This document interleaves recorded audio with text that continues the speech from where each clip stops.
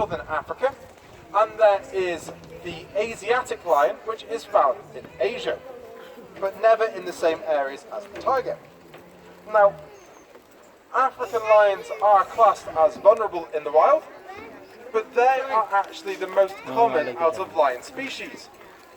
The Asiatic lion is classed as critically endangered, when the Barbary lion, which is the one found in northern Africa, is now extinct in the wild. So all our big cats are actually quite threatened at the moment. We need to do a lot of conservation work to keep numbers going.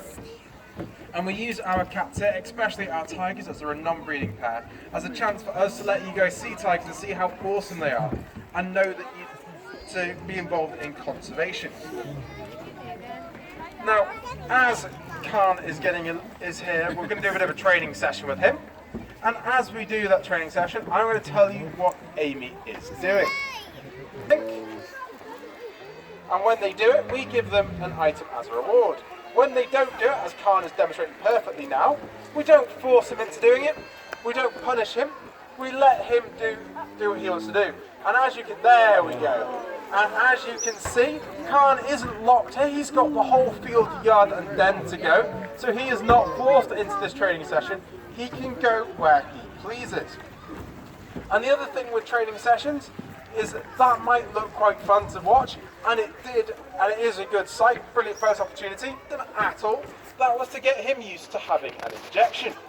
Because cats are similar to your domestic species in that they need to have their yearly vaccinations. However, they're a little bit different to your domestic species in that you can't take these guys to the vets. So instead, to give these guys their injections, what we would have to do without training is get Khan locked in his yard, have the head keeper or the vet hiding up in the strip, and get her used to coming between the mesh and that piece of wood. That's so that we can get her to lie down to make sure her hip is up against the side for injections.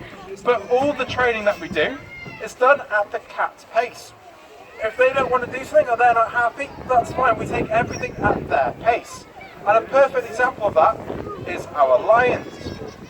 Our lions have been here for around 4 or 5 years, yet they are still very shy with their training. And we can't make them do it. We take it out all at their pace, and we let them choose who they want as their kind of have a bond with the keeper that they want. So Khan over here gets on really well with Amy, and Amy does a lot of training with him, and that's who Khan has picked. Tiana here likes the head keeper of our section, will always go over to her. When our lions, our female lion, Arisha, she has taken a shining to me for some unknown reason, and she will always come over, or has now started to come over and have feeding from me. Play with us, and same as a pet cat or a domestic cat, more swipe their paws at us and try and nibble on us, and we don't want that from them. So we don't go in with them. And just to show you another reason why we don't go in with them, this tray was left in with one of our tigers accidentally, and that happened within